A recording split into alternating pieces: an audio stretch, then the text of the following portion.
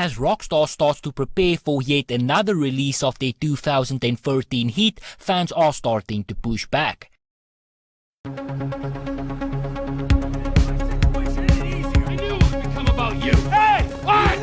Hello, Franklin. What's up? Welcome everybody and thank you for joining me. So as most people know by this point, Rockstar is once again preparing for another release of GTA 5 on the Xbox Series and PlayStation 5 consoles, and this time around people are not happy with them doing another remaster instead of focusing on a new game, especially if you consider that you will have to once again buy the game. GTA 5 released in 2013 for the Xbox 360 and PlayStation 3, and yes, you did hear that correctly, and at the time the game was received very well, with most people scoring it a 9 or a 10 out of 10, and rightfully so. The game totally deserved it, but then they once again released the game for the Xbox One and the PlayStation 4 as well as for PCs, and you had to yet again pay another $60 if you wanted to enjoy those better visuals.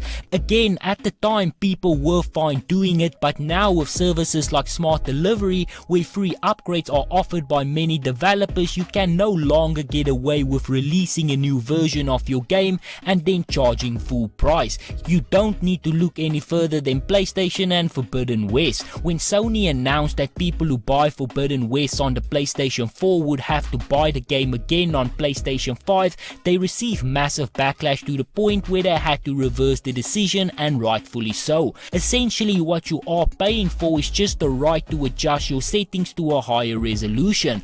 On PC you get to play the game at 1080p, go into your settings when you get better hardware, adjust it to 4K and just enjoy the game. For console, if you want to go from 1080p to 4K in the same game, you have to pay for it twice, or at least you had to. Companies like Xbox, Ubisoft and CD Projekt Red no longer charge for upgrades, and neither should Rockstar. Now the reason why so many people are talking about this latest reveal trailer from Rockstar is because of how it was received. On the official PlayStation channel, the likes to dislike ratio is huge, with only 29,000 likes and 211,000 dislikes, and it does not look much better on the Rockstar channel where it has only a 19.8% favorability rate. So why are people upset this time around? Well, there is a couple of reasons for that. First of all, a re-release of a game just doesn't sound all that appealing, especially if you are going to make a person pay for it again. Secondly, instead of announcing GTA 5 again, people were hoping for GTA 6.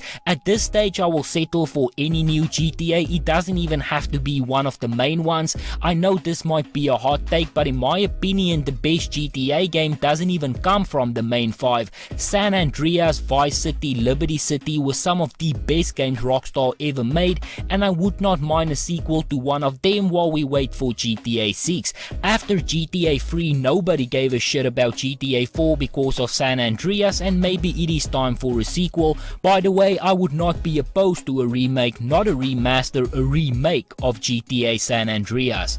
The thing is, they keep pushing GTA 5 because the online component is so massive and they make billions every year. Releasing the game again on the new generation of consoles is just another way to get a new audience to spend money online. Now I think they should be allowed to do that, and it would have been received a lot better if they just announced that the visual improvements was coming to all of those who already own a copy of the game. Again, if you take into consideration that most who own a PlayStation 4 or an Xbox One copy probably also own a 360 and a PlayStation 3 copy. By this point I think that they have successfully milked their audience.